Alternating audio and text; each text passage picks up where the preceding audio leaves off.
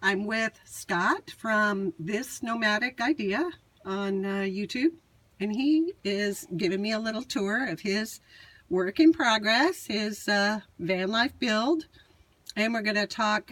He's going to talk to us about his solar setup. He's heading out to the RTR in a couple of weeks, correct? And so, tell us about your solar and what you plan to do. Well, our camper van is a 1999 Ford E350 7.3 diesel. They're really hard to find, but we were really lucky to find this one. And it's just a regular cargo van. There's nothing in it when we bought it. And so the whole idea was, how can we make this completely mobile with all of our backpacking gear? So Ariana and I are both backpackers, so we do a lot of backcountry stuff, and so we wanted this to be all of our gear, so we can just hit the trail, and if on worst case scenario, bad weather, raining, we're in the van, we have everything we need. So it's really, I'm in the process of building it right now.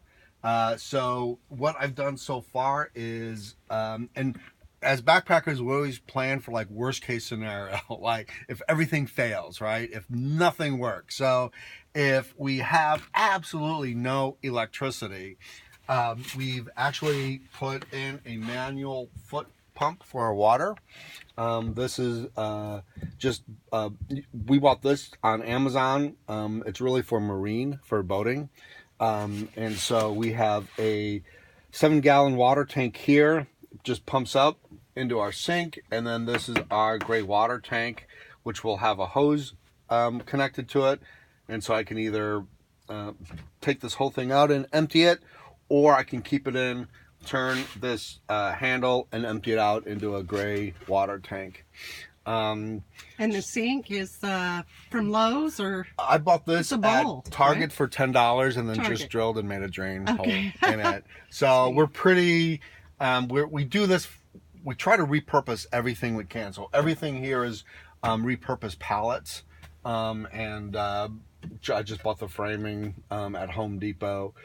Our solar setup, we're gonna have 200 watts of solar, and so we've got two Trojan T105 6-volt batteries. I'm going to replace these after the RTR with a lithium battery, and have about 125 amps of power. Right now, with the two hooked up, I have 225 amps of power. But I don't want the lead acid batteries in here. Everything is going to be replaced with lithium, but the Trojan T105s, these are 2.6 volts. I just made it into one 12-volt battery, and it's very, very simple to hook up. The solar panels will come in here. They'll just hook up to the negative and positive battery.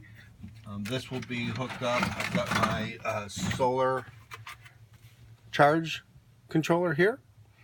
And this will be set up over on this side right here, so I can see what's going on. I'll have a fuse coming in before it hits the battery, and then I have a cutoff switch here. That turns everything on. I've got my fuse box right here. That is going to run all my DC lighting, and just switch it off, and there's my lights. It's very, very simple. It's very bare bone. And then I just can turn this off. This will all be hooked up in here. This will be the complete battery compartment. We're not going to really run a lot of energy in here. I do have a 1500 watt inverter that is plugged in over on the other side. The inverter will really be primarily purpose to make coffee in the morning with our coffee maker. Wow. And very important. Very important. But of course we have a press. So, worst case scenario, we have propane to heat our water. We have everything we always have a backup plan in case nothing works. And so as long as we have propane, we have heat, and we have the ability to cook and boil hot water. And then everything else is, to us anyway, is kind of like extra amenities. And so, you know, you can kind of make it as much as you want it to, but I'll have the inverter here so we can like charge things, phone. If we're stuck in here and we want to work on our laptop, we can. And then I've got the bed that sleeps both of us pretty nicely, and our dogs. This I put up. I'm gonna have something here to cover the insulation, but I put this netting up. This is really to hold our sleeping bags, because they're down bags. There's, you know, 800 fill down bags. What better insulation you can have in your van than 800 fill down? So that's why I put this up here. It kind of gives us extra insulation. And then I've been able to stretch an hammock across that hooks up in the corner. So really, when I have the hammock out, we have 2 people can sleep in here and 1 person can sleep in the hammock. So the van can actually sleep 3 people, because we have 2 dogs, and I would imagine that the dogs will take the bed most of the time, and Ariana or myself will be sleeping in the hammock.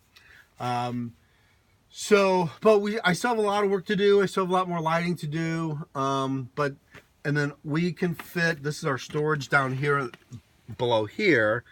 I can fit 7 of these plastic containers underneath the bed.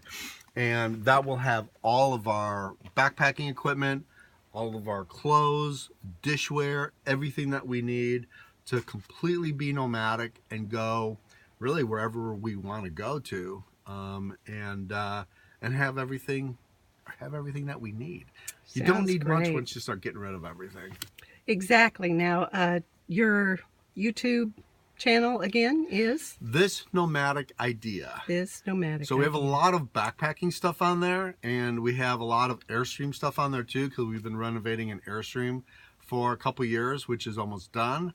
And this van is really our tow vehicle for our Airstream. But of course, you can't pull your camper trailer everywhere, right? So when we detach the Airstream, then this then becomes our livable nomadic vehicle that we can take anywhere. So good. Thank you so much. Yeah, thank you.